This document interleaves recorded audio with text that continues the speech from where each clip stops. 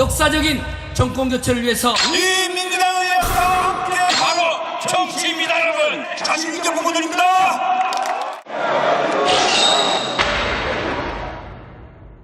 후보자별 최종 합산 결과를 발표하겠습니다. 문재인 후보 득표율 60.2%,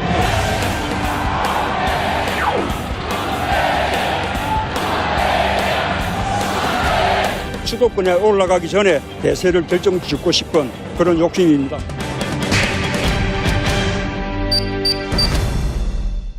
수도권에 올라가기 전에 대세를 결정짓고 싶은 그런 욕심입니다.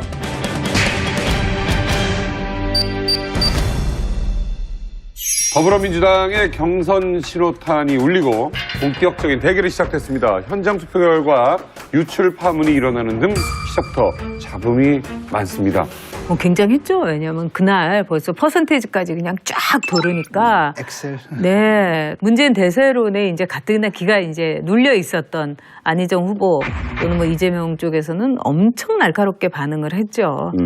우리가 그 얘기도 했잖아요. 끝까지 사이좋게 갈 것이다. 그래서 제가 그거 힘들 거다.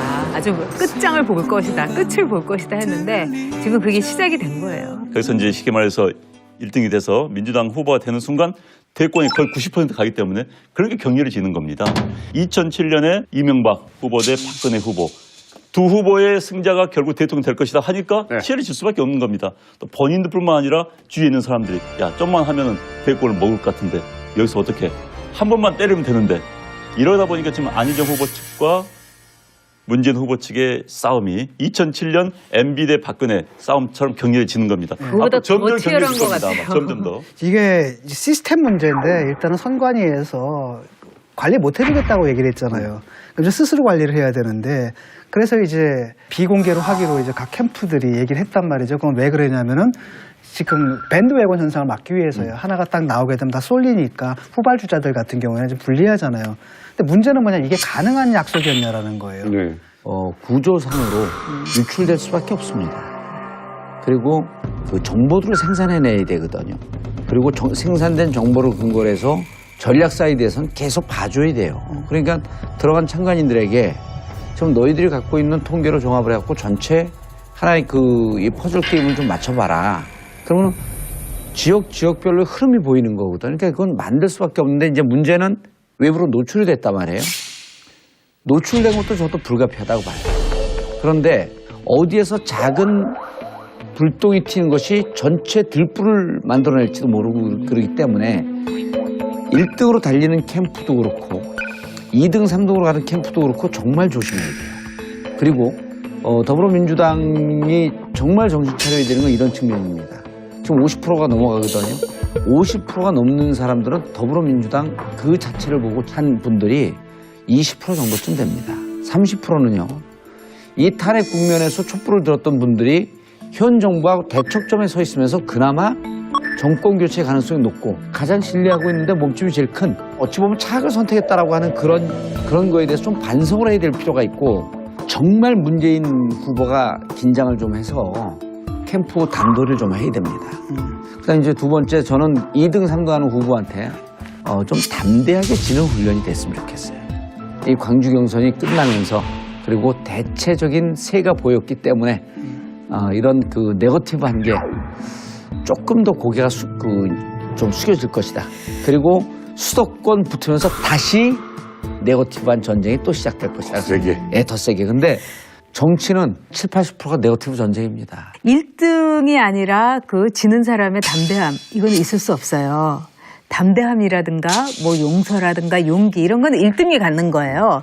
지금으로서는 지는 사람, 특히 현격하게 차이가 있잖아요. 이럴 때 제일 효율적인 전략이 뭐냐? 네거티브예요. 네. 옛날 선거에서 네거티브 효과가 있었지만 이번에도 어땠냐면은 경선 과열되니까 네거티브가 나오기 시작했지 않습니까? 근데 유혹을 다들 느낄 겁니다. 특히 후발주자들은 항상 좋은 게 바로 네거티브였잖아요. 그래서 전두환 표창 받은 거 그거 가지고 걸고 늘어진 겁니다. 그다음에 호남 표심 자극했단 말이죠. 근데 결과적으로 어떻게 되냐? 호남에서 문 지지율이 상승했어요. 효과가 없거든요. 이제 우리 정치판에서 가장 힘든 구분이 네거티브와 검증입니다. 그래요. 네거티브를 한 사람들이 하면 왜 검증도 못하느냐. 그럼 이제 받는 입장에서는 전 네거티브다. 난 한 적이 없는데 저거 공격을 한다. 이렇게 하는 겁니다. 예. 구분하기 굉장히 힘들어요. 검증이냐 네거티브냐. 내가 근데 하면 검증이고 남이 하면 네거티브죠. 그렇죠. 그런데 이제 여기서 예. 뭐냐면은 얼마나 악의적인가가 이제 사실 그거예요. 근데 물론 악의적인 평가도 굉장히 주관적입니다만은 악의성이 있는가 없는가가 이제 검증과의 차이죠. 그런데 경선 단계에서는 아직 자기의 지지자들이 명확치 않은 경우가 많습니다. 경선 단계에서는. 그러니까 경선 단계에서는 네거티브가 어느 효과는 있습니다. 그런데 이제 본선에 올라올 경우에는 지지자들이 정해져 있는 거예요. 저 사람은 내 편. 저 사람은 남의 편. 그렇기 때문에 네거티브가 별 영향을 미치지 못합니다. 트럼프에 대해서 지난번 선거 때 얼마나 많은 네거티브가 있었습니까? 힐러리에 대해서 얼마나 많은 네거티브가 있었습니까? 그런데 본선에 큰 영향을 미치지 않아요. 왜? 이미 이제 이거 심리학 용어로는 확증 편향이라고 합니다. 내가 필요한 정보만 입수하는 거예요. A라는 후보를 내가 좋아한다면은 나쁘다고 공격하는 이런 정보는 나한테 입력이 안 되는 겁니다. 선거 막판에 하는 네거티브는 특히 폭로라고 그러죠, 많이. 그건 큰 영향을 미치지 않은 것으로 많이 이야기합니다. 근데 이번 사건을 보면은 사실은 네거티브가 아니었거든요. 왜냐하면 이 정도는 할 수 있는 비판들을 서로 했어요. 안희정 후보 같은 경우에는 선의 발언했잖아요. 그거 분명히 문제 삼을 여지가 있거든요. 그래서 문 대표가 뭐라고 그랬냐면 거기에 분노가 빠져 있다. 아주 점잖게 얘기를 한 거예요. 후보들끼리는 절제가 되어 있다는 느낌이 들어요. 문제는 캠프들이에요, 캠프들. 문 캠프도 여유가 좀 없어 보여요. 그다음 특히 문 지지자들이 여유가 없어 보여요. 요만큼의 비판도 못 참고 가가지고 막 덤벼들고 막 이런단 말이죠. 그래서 쓸데없이 과열시키는 부분이 있는가 하면 안 캠프에서도 이번에 굉장히 큰 실수를 한 것 같아요. 안 후보가 뭐 정이 떨어진다? SNS에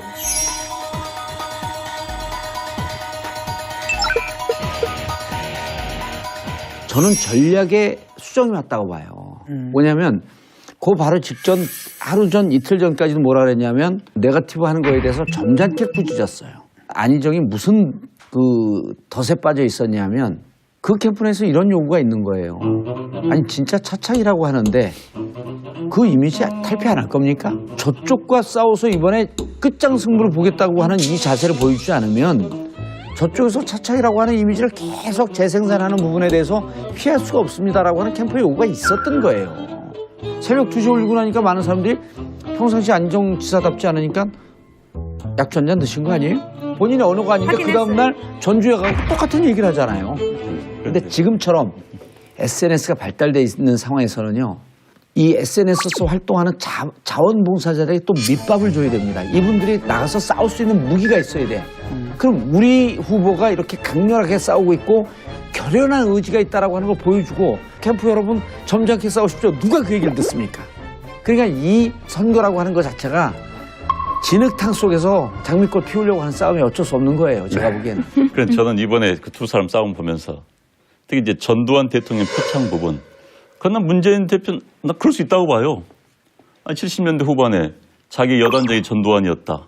표창을 받았다. 뭐 잘했으니까 받았겠죠. 그래서 이제 그것 가지고 비난하는 것도 좀 무리란 생각이 들고 또 하나 이제 안희정 지사 측에서 뭐 타인을 얼마나 질급하게 만들고 정떨어지게 하는가. 또 이 말도 저는 이해가 가요.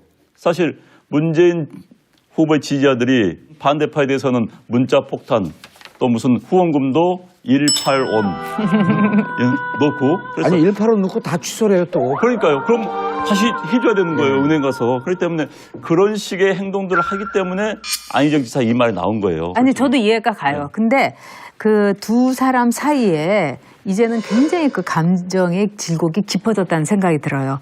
안희정 지사가 얘기했던 사람을 질리게 하고 정말 이런 표현이라는 거는 그렇죠. 이거는 문 후보에 대해서 아주 정식으로 말하자면 겨냥을 해가지고 정면 승부를 건 거예요. 선전포고를 한 거예요. 그리고 문 후보도 이제까지 보면은 안 지사에 대해서 맏형 리더십이니 이렇게 하면서도 결국은 자기 지지자들을 말리질 않아요. 안 하죠. 적극적으로. 말릴 수가 없어요. 왜냐하면은 말릴 수가 없기도 하지만 말릴 의사도 없는 거예요.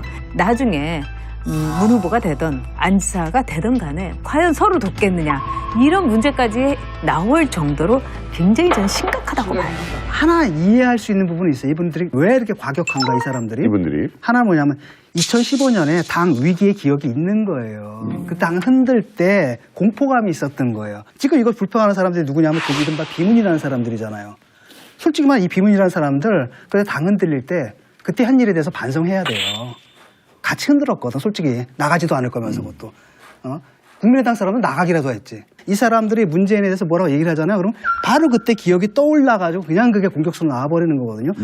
이게 진정이 안 됩니다, 이거는. 그렇기 때문에 이것은 우리가 할 수 없는 거예요. 왜? 그냥 18원 투쟁 얘기를 하는데 이 18원 투쟁이 언제 제일 먼저 나왔냐면 탄핵 때 나왔어요. 탄핵 반대하는 의원들한테 보냈단 말이죠. 예. 그 일을 좀 자기들이 옳다는 일을 위해서 좀 하고 있는 거거든요. 이 사람들의 극렬함이다라는 게 후보한테 도움이 되느냐라는 거예요. 안 되죠. 도움이 안 되거든요. 정말 그 긴장해야 돼요. 문재인 후보가. 왜 그러냐면은 이 문 지지자들에 대한 이 저항감이 문재인 후보에 대한 저항감보다 더 커질 때는 굉장히 위험하다고 봐야 돼요. 문재인 진영에서 진짜 긴장을 해야 되는 게요. 이번에 다른 대선하고 특히 틀립니다. 지금은요. 탄핵 이후에 보궐선거거든요. 비상시국의 선거예요. 그래서 이번에는 이기는 것도 중요하지만 잘 이기는 게 무척 중요합니다. 5월 10일 날 청와대 출근할 때 나를 돕는 사람이 누구일 것이며 나를 공격하는 사람이 누구일 것이며 이걸 생각을 하면요. 가장 강력하게 공격할 사람이 누구일 것 같습니까? 안희정을 지지했던 사람, 이재명을 지지했던 사람들이 가장 강력하게 공격합니다. 자칫 잘못하면 출범하는 그날서부터 레임덕입니다. 이걸 볼 줄 알아야 돼요. 그래서 제가 보기에는 이렇게 싸움이 치열하게 되는데 정말 위기감을 갖자라고 하는 선언을 하는 게 누구여야 되냐면 문재인이 해야 된다는 거죠. 결국은 안희정의 도움을 받고 이재명의 도움을 받고 심지어는 국민의당의 도움을 받고 이 정부를 꾸려나갈 수밖에 없는 이 위기감이 지금 하면서도 이길 사람들은 미리 가질 필요가 있지 않겠느냐 하는 우려가 되는 거죠. 어느 선거든지 특히 대선 국면에서는 그 1위를 하는 후보가 미리 정비를 해야 돼요. 근데 지금 정비 능력이 완전히 상실되어 있는 거예요. 컨트롤 파워가 없어요. 지금 문재인 후보가 만일 이제 대통령이 된다. 어느 대통령보다도 고달프고 고생스럽고 그리고 또 불행한 대통령이 될 수도 있어요. 그렇죠. 그렇기 때문에 지금 이 상황에서 문재인 후보가 어느 정도의 정비 실력을 보여주느냐가 굉장히 중요한 거예요. 진짜 저는 문재인 후보가 대통령이 된다면 거의 전 독배를 두는 건 마찬가지입니다. 그렇죠. 5월 9일 당선되고 5월 10일 청와대에 들어갔습니다. 총리가 황교안 총리입니다. 그리고 장관은 수석도 다 그대로 있습니다. 그런데 재미있는 건요. 장관을요 임명을 하려면은 헌법대로 한다면은 황교안 총리의 제청을 받아야 됩니다. 근데 황교안 총리가 아유 나 그 사람 마음 안 들어요. 그럼 마음 안 돼요 그 사람. 저는 그렇게 하기를 원하지 않습니다. 이렇게 됐을 경우도 있습니다. 게다가 현재 지형대로 하면 여소야대입니다. 120 몇 석밖에 안 돼요. 민주당. 게다가 만약에 안희정 세력, 이재명 세력하고 또 이 균열이 커져가지고 그쪽에서 민주당 내에서의 또 야당이 발생한다. 그럼 정말 친문 의원들 세력은 소수가 될 수밖에 없는 겁니다. 이게 호남이 전체 경선인단의 20% 이상을 차지하고 있습니다. 이 호남이 그만큼 경선의 최대 분수령이 된다는 얘기죠. 민주당이 이번에 경선 선거인단에 참여한 분들은 호남뿐만 아니라 다른 지역에 있는 호남 분들이 압도적으로 많습니다. 맞아요. 다시 말하면은 호남에서의 결과가 다른 지역에 있는 호남인들, 호남 출신이라는 표현이 맞겠죠. 다른 지역의 호남 출신들한테 영향을 그대로 미치거든요. 그래서 우리가 이제 정치를 하다 보면 수도권에 있는 호남 유권자들에게서는 호남, 광주, 전남북의 정서, 그 이슈에 대해 어떻게 생각하는가가 그대로 영향을 미칩니다. 호남의 결과가 몇 가지 신뢰를 주는 측면이 있는 거예요. 호남은 정치의식 수준이 높으면서 선택적 투표를 한다라고 하는 신뢰가 정치권 전반에 있는 거예요. 이 호남에서의 결정이라고 하는 것은 결국은 1%를 이기든 10%를 이기든 이후에 누가 당의 후보가 되고 어떻게 이길 것인가라고 하는 방향타가 되기 때문에 여기서 이기고 여기서 나는 결론이 결국은 대선 후보의 결정판이다. 호남 유권자들의 정치 의식 수준이 굉장히 높아요. 그래서 정치에 대해서는 제가 이렇게 호남에 가서 이렇게 느끼는 게 뭐냐면 진짜 중학생을 붙잡고 물어봐도 웬만한 정치 평론가 수준의 이야기가 나올 정도예요. 다 설명을 하죠. 엄마 아빠들이 하는 거 다 들어서. 그렇죠. 그렇기 때문에 우리가 만든다. 그 주체가 되고 싶은 그러한 욕구가 굉장히 강하기 때문에 앞으로 이제 그 문재인 후보와 이 호남의 관계라는 것은 이제 시작이 된 거예요.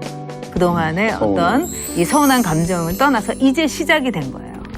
그 한겨레 신문에 보니까 굉장히 재밌는 기사가 실렸더라고요. 50대 호남분이 당혹해하는 거예요.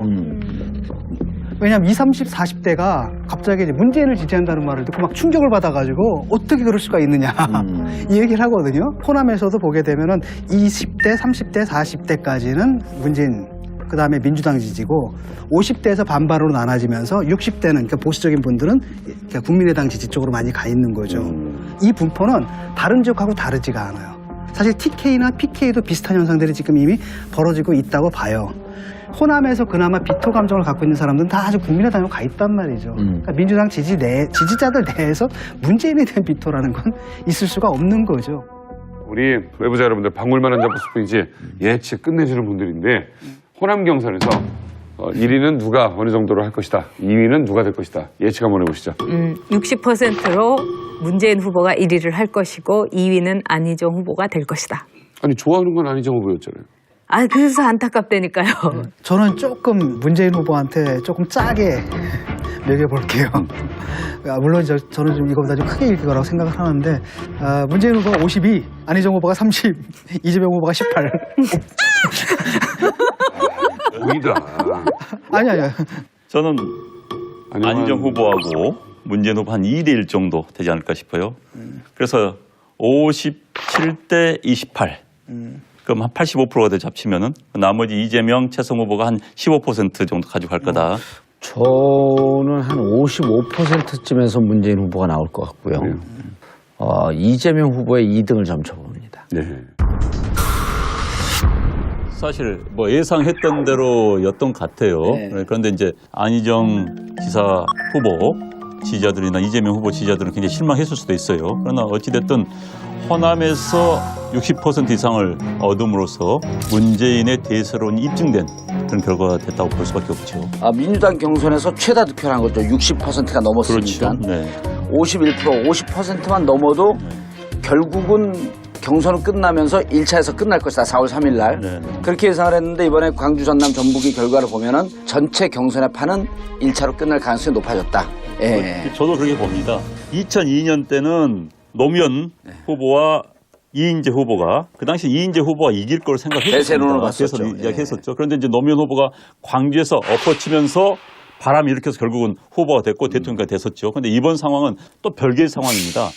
문재인 후보가 60% 이상을 얻음으로써 안정된 표를 확보를 했다는 거예요. 밴드웨건 효과가 나올 수밖에 없습니다. 그렇죠. 국민의당이 지난 토요일, 일요일 경선하면서 네. 9만 명이 모였다 그러면서 역대 대박이 터졌다 그러면서 호들갑을 떨었거든요. 네.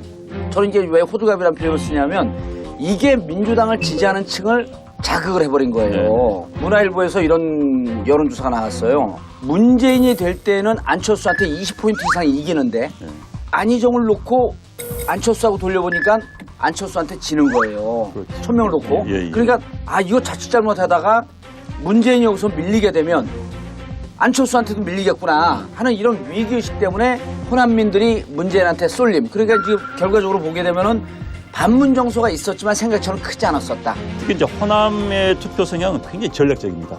바로 말씀하신 것처럼 그런 부분들. 예. 그래서 광주가 이번에 전략적으로 문재인을 택했다 이렇게 볼 수밖에 없는 것이죠. 앞으로 가면서 이미 60.2%를 득표를 했기 때문에 이제 안희정과 이재명은 그 계산법이 좀 틀려진 것 같아요. 그렇죠. 저도 그렇게 생각합니다. 왜냐하면 2위와 3위가 쌈이 박빙으로 되는데 자 이제 그 다음에 충청이에요. 충청에서 안희정이 앞설 가능성이 있고 그 다음에 영남인데 영남은 출신이 또 그렇죠. 이재명 아니에요. 이재명, 예. 그래서 이재명이가 앞설 가능성이 있고 누가 의미 있게 2등을 하느냐. 바로 그겁니다. 그래서 네. 누가 차차기에 2018년도 이제 바로 지방선거 있잖아요. 그러면 2등 성적표를 갖고 내가 광역으로 도전할 건지 재보궐선거로 도전할 건지 정치적 옵션이 다양해지기 때문에 2등 싸움을 좀 세게 할 수가 있다. 큰 겁니다. 왜냐하면 여기서 이제 핵심은 서울시장 선거예요. 그렇죠. 서울시장이라는 자리는 또 지방자치단체장은 틀립니다. 서울시장은 국가적 아젠다에서 국무회의에 들어가잖아요. 국가적 아젠다에서 목소리를 낼 수 있는 위치예요. 차원이 틀린 거예요. 그래서 이재명 시장 같은 경우 물론 안희정 지사도 마찬가지겠습니다만 이재명 시장 같은 경우는 서울시장에 대한 강한 욕구, 희망을 가질 수가 있습니다. 아니 근데 이제 국민의당 보고 더불어민주당 보면서 각 당이 본선 체제로 급변침을 빨리 할 것 같다. 네. 그리고 또 이제 이 시기가 박근혜 대통령 구속과 맞물리는 시기이기 때문에 31일 날 새벽에 그렇지. 박근혜 대통령이 구속될 것 같아요. 구속영장이 발부되느냐 마느냐. 예, 어떨 것 같아요? 저는 발부될 거라고 생각이 됩니다. 이유는 이재용 삼성그룹 부회장이 구속영장에 발부가 됐습니다. 네. 사실 혐의가 같습니다. 그렇기 때문에 법원에서 한쪽은 발부되는데 한쪽은 안 된다면 이제 법원 자체가 자체 형평성. 논리 모순에 빠지는 겁니다. 법원이 발부할 가능성이 없다. 이렇게 봅니다. 거의 뭐 100% 나올 거라고 보는데 법은 사법부 실패한 변호사들이 해석하는 게 아니고 국민들의 상식 차원에서 해석하는 건데 상식적으로 이해가 안 되죠. 구속이 안 되면. 네. 박근혜 대통령이 구속된 사유 그리고 구속될 수밖에 없었던 사유는 외부자들. 다음 주에. 다음 주에 뵙겠습니다. 네. MB 대 박근혜 싸움처럼 격렬해지는 겁니다. 그거보다 점점 더 치열한 격렬해질 것 겁니다. 같아요. 점점 더. 이게 시스템 문제인데 일단은 선관위에서 관리 못 해주겠다고 얘기를 했잖아요. 그럼 스스로 관리를 해야 되는데 그래서 이제 비공개로 하기로 이제 각 캠프들이 얘기를 했단 말이죠. 그건 왜 그러냐면은 지금 밴드웨건 현상을 막기 위해서요. 하나가 딱 나오게 되면 다 쏠리니까 후발주자들 같은 경우에는 좀 불리하잖아요. 근데 문제는 뭐냐 이게 가능한 약속이었냐라는 거예요. 네. 구조상으로 유출될 수밖에 없습니다. 그리고 그 정보들을 생산해내야 되거든요. 그리고 생산된 정보를 근거로 해서 전략 사이드에서는 계속 봐줘야 돼요. 그러니까 들어간 참관인들에게 지금 너희들이 갖고 있는 통계로 종합을 해갖고 전체 하나의 이 퍼즐 게임을 좀 맞춰봐라. 그러면 지역별로 흐름이 보이는 거거든요. 그러니까 그건 만들 수밖에 없는데 이제 문제는 외부로 노출이 됐단 말이에요. 노출된 것도 저도 불가피하다고 봐요. 그런데 어디에서 작은 불똥이 튀는 것이 전체 들불을 만들어낼지도 모르고 그러기 때문에 1등으로 달리는 캠프도 그렇고 2등, 3등으로 가는 캠프도 그렇고 정말 조심해야 돼요. 그리고 더불어민주당이 정말 정신 차려야 되는 건 이런 측면입니다. 지금 50%가 넘어가거든요. 50%가 넘는 사람들은 더불어민주당 그 자체를 보고 한 분들이 20% 정도쯤 됩니다. 30%는요. 이 탄핵 국면에서 촛불을 들었던 분들이 현 정부하고 대척점에 서 있으면서 그나마 정권 교체 가능성이 높고 가장 신뢰하고 있는데 몸집이 제일 큰 어찌 보면 차악을 선택했다라고 하는 그런 거에 대해서 좀 반성을 해야 될 필요가 있고 정말 문재인 후보가 긴장을 좀 해서 캠프 단도리를 좀 해야 됩니다. 그다음 이제 두 번째 저는 2등, 3등 하는 후보한테 좀 담대하게 지는 훈련이 됐으면 좋겠어요. SSS 활동하는 자원봉사자들에게 또 밑밥을 줘야 됩니다. 이분들이 나가서 싸울 수 있는 무기가 있어야 돼. 그럼 우리 후보가 이렇게 강렬하게 싸우고 있고 결연한 의지가 있다라고 하는 걸 보여주고 캠프 여러분 점잖게 싸우십시오. 누가 그 얘기를 듣습니까? 그러니까 이 선거라고 하는 것 자체가 진흙탕 속에서 장미꽃 피우려고 하는 싸움이 어쩔 수 없는 거예요. 제가 보기에는. 그래서 저는 이번에 그 두 사람 싸움 보면서 특히 이제 전두환 대통령 표창 부분 그러나 문재인 대표는 나 그럴 수 있다고 봐요. 70년대 후반에 자기 여단장이 전두환이었다. 표창을 받았다. 뭐 잘했으니까 받았겠죠. 그래서 이제 그것 가지고 비난하는 것도 좀 무리란 생각이 들고 또 하나 이제 안희정 지사 측에서 뭐 타인을 얼마나 질급하게 만들고 정떨어지게 하는가. 또 이 말도 저는 이해가 가요. 사실 문재인 후보의 지지자들이 반대파에 대해서는 문자 폭탄 또 무슨 후원금도 181 넣고 그래서 아니 185 넣고 다 취소를 해요 또. 그러니까요. 그럼 다시 해줘야 되는 거예요. 은행 가서. 그렇기 때문에 그런 식의 행동들을 하기 때문에 안희정 지사 이 말이 나온 거예요. 아니 저도 이해가 가요. 근데 그 두 사람 사이에 이제는 굉장히 그 감정의 질곡이 깊어졌다는 생각이 들어요.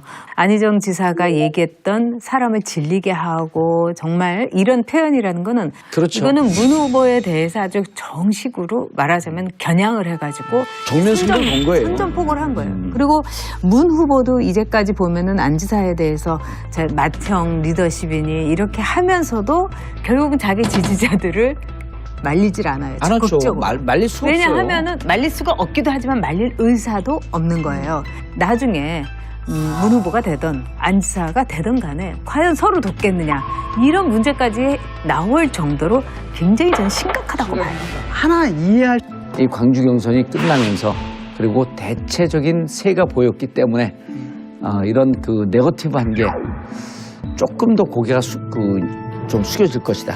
그리고 수도권 붙으면서 다시 네거티브한 전쟁이 또 시작될 것이다. 세게. 예, 더 세게. 근데 정치는 70~80%가 네거티브 전쟁입니다. 1등이 아니라 그 지는 사람의 담대함 이건 있을 수 없어요.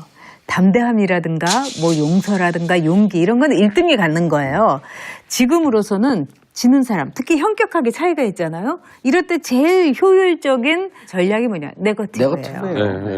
옛날 선거에서 네거티브 효과가 있었지만 이번에도 어땠냐면은 경선 과열되니까 네거티브가 나오기 시작했지 않습니까? 근데 유혹을 다들 느낄 겁니다. 특히 후발주자들은 항상 좋은 게 바로 네거티브였잖아요. 그래서 전두환 표창 받은 거 그거 가지고 걸고 늘어진 겁니다. 그다음에 호남 표심 자극했단 말이죠. 근데 결과적으로 어떻게 되냐? 호남에서 문 지지율이 상승했어요. 효과가 없거든요. 이제 우리 정치판에서 가장 힘든 구분이 네거티브와 검증입니다. 그래요. 네거티브를 한 사람들이 하면 아니, 왜 검증도 못하느냐. 그럼 이제 받는 입장에서는 전 네거티브다. 난 한 적이 없는데 저거 공격을 한다. 이렇게 하는 겁니다. 예. 구분하기 굉장히 힘들어요. 검증이냐 네거티브냐. 내가 근데 하면 검증이고 남이 하면 네거티브죠. 그렇죠. 그런데 이제 여기서 예. 뭐냐면은 얼마나 악의적인가가 이제 사실 그거예요. 근데 물론 악의적인 평가도 굉장히 주관적입니다만은 악의성이 있는가 없는가가 이제 검증과의 차이죠. 그런데 경선 단계에서는 아직 자기의 지지자들이 명확치 않은 경우가 많습니다. 경선 단계에서는. 그러니까 경선 단계에서는 네거티브가 어느 효과는 있습니다. 그런데 이제 본선에 올라올 경우에는 지지자들이 정해져 있는 거예요. 저 사람은 내 편. 저 사람은 남의 편. 그렇기 때문에 네거티브가 별 영향을 미치지 못합니다. 트럼프에 대해서 지난번 선거 때 얼마나 많은 네거티브가 있었습니까? 힐러리에 대해서 얼마나 많은 네거티브가 있었습니까? 그런데 본선은 큰 영향을 미치지 않아요. 왜? 이미 이제 이거 심리학 용어로는 확증 편향이라고 합니다. 내가 필요한 정보만 입수하는 거예요. A라는 후보를 내가 좋아한다면은 나쁘다고 공격하는 이런 정보는 나한테 입력이 안 되는 겁니다. 선거 막판에 하는 네거티브는 특히 폭로라고 그러죠, 많이. 그건 큰 영향을 미치지 않은 것으로 많이 이야기합니다. 근데 이번 사건을 보면은 사실은 네거티브가 아니었거든요. 왜냐하면 이 정도는 할 수 있는 비판들을 서로 했어요. 안희정 후보 같은 경우에는 선의 발언했잖아요. 그거 분명히 문제 삼을 여지가 있거든요. 그래서 문 대표가 뭐라고 그랬냐면 거기에 분노가 빠져 있다. 아주 점잖게 얘기를 한 거예요. 후보들끼리는 절제가 되어 있다는 느낌이 들어요. 문제는 캠프들이에요, 캠프들. 문 캠프도 여유가 좀 없어 보여요. 그다음 특히 문 지지자들이 여유가 없어 보여요. 요만큼의 비판도 못 참고 가가지고 막 덤벼들고 막 이런단 말이죠. 그래서 쓸데없이 과열시키는 부분이 있는가 하는 안 캠프에서도 이번에 굉장히 큰 실수를 한 것 같아요. 안 후보가 뭐 정이 떨어진다? SNS에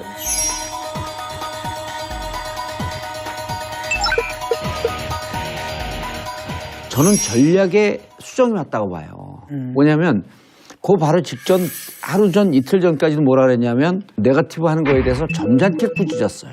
안희정이 무슨 그 덫에 빠져 있었냐면 그 캠프에서 이런 요구가 있는 거예요. 아니 진짜 차창이라고 하는데 그 이미지 탈피 안 할 겁니까? 저쪽과 싸워서 이번에 끝장 승부를 보겠다고 하는 이 자세를 보여주지 않으면 저쪽에서 차창이라고 하는 이미지를 계속 재생산하는 부분에 대해서 피할 수가 없습니다라고 하는 캠프의 요구가 있었던 거예요. 새벽 2시에 울고 나니까 많은 사람들이 평상시 안희정 지사답지 않으니까 약주 한 잔 드신 거 아니에요? 본인의 언어가 아니니까 그 다음날 전주에 가고 똑같은 얘기를 하잖아요. 그런데 지금처럼 SNS가 발달돼 있는 상황에서는요. 이 SNS 역사적인 정권 교체를 위해서 이 민주당의 역사와 함께 바로 정치입니다, 여러분. 자신 있게 보고드립니다.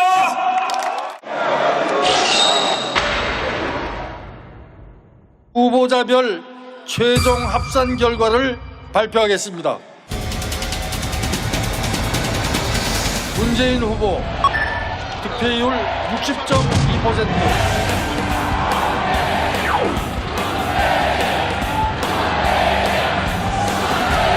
수도권에 올라가기 전에 대세를 결정짓고 싶은 그런 욕심입니다.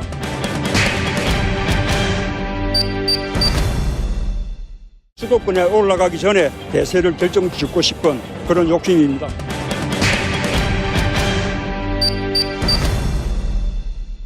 더불어민주당의 경선 신호탄이 울리고 본격적인 대결이 시작됐습니다. 현장 투표 결과 유출 파문이 일어나는 등 시작부터 잡음이 많습니다. 굉장했죠. 왜냐하면 그날 벌써 퍼센테이지까지 그냥 쫙 도르니까. 엑셀. 네. 문재인 대세론에 이제 가뜩이나 기가 이제 눌려 있었던 안희정 후보 또는 뭐 이재명 쪽에서는 엄청 날카롭게 반응을 했죠. 네. 우리가 그 얘기도 했잖아요. 끝까지 사이좋게 갈 것이다. 그래서 제가 그거 힘들 거다. 아주 끝장을 볼 것이다. 끝을 볼 것이다 했는데 지금 그게 시작이 된 거예요. 그래서 이제 쉽게 말해서 1등이 돼서 민주당 후보가 되는 순간 대권이 거의 90% 가기 때문에 그렇게 격렬해지는 겁니다. 2007년에 이명박 후보 대 박근혜 후보 두 후보의 승자가 결국 대통령 될 것이다 하니까 네. 치열해질 수밖에 없는 겁니다. 또 본인들뿐만 아니라 주위에 있는 사람들이 야 좀만 하면은 대권을 먹을 것 같은데 여기서 어떻게 한 번만 때리면 되는데 이러다 보니까 지금 안희정 후보 측과 문재인 후보 측의 싸움이 2007년